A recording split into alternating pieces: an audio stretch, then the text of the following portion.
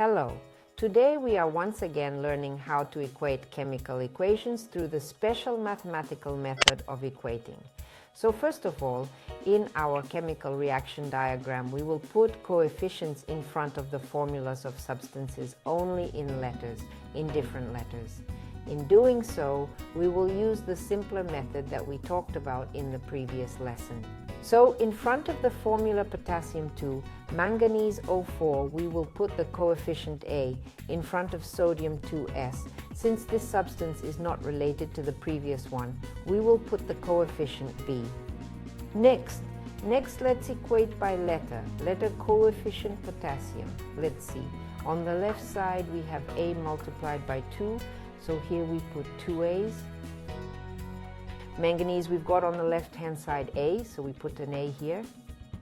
Now sulfur and sodium are connected with another letter coefficient, with the letter B. So sodium will be respectively 2. B.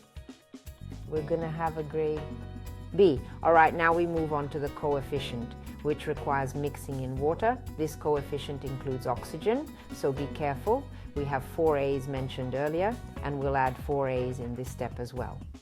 Now we need to establish a pattern for chlorine, and chlorine is related to potassium chlorine, and manganese chlorine 2, and sodium chlorine, and then in total we have, here it will be, we've got 2 A's plus 2 A's, that's 4. A, and there's more chlorine in the sodium chlorine formula, plus 2. V is the coefficient that comes before H-chlor. So now let's proceed to establish a mathematical pattern for every element present here, so very soon we can continue our exploration. For potassium, on the left hand side it's 2 A's, on the right hand side.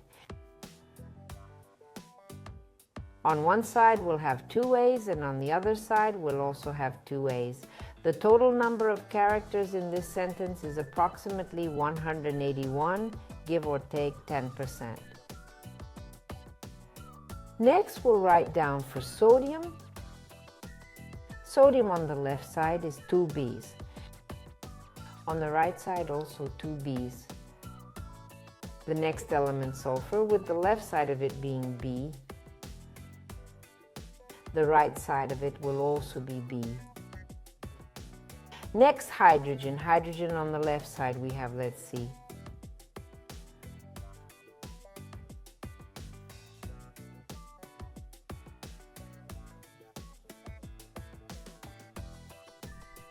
And now, oxygen. Oxygen on the left we have A. On the right hand side we've got oxygen coming in just here, also A. And that leaves chlorine. Chlorine on the left side we have A. And on the right side it goes into potassium chlorine. Manganese chlorine A.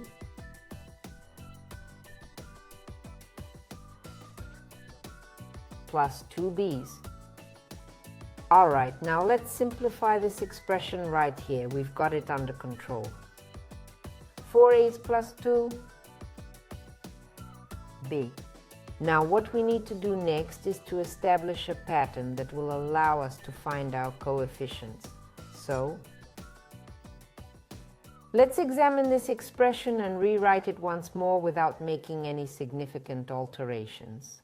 4 A's plus 2 B's equals 8 A's. Then we move it to one side and we've got 2 B's. That's 4 A's, or B is 2 A's. And it transpires that we actually possess, and right here we can locate, it transpires that this sequence, which shall lead, but the sequence transpires in this manner, or I can depict, for instance, B, whereby through selection we can procure, equivalent to we shall possess a pair. A respectively will be 1. These are our obtained numbers. Now, we need to determine the coefficients we obtain. We have 2 A's, with A being equal to 1. resulting in a coefficient of 2. If the potassium number is 2, then it remains as 2. Now for manganese, the number is 1. The number for sodium is 2B.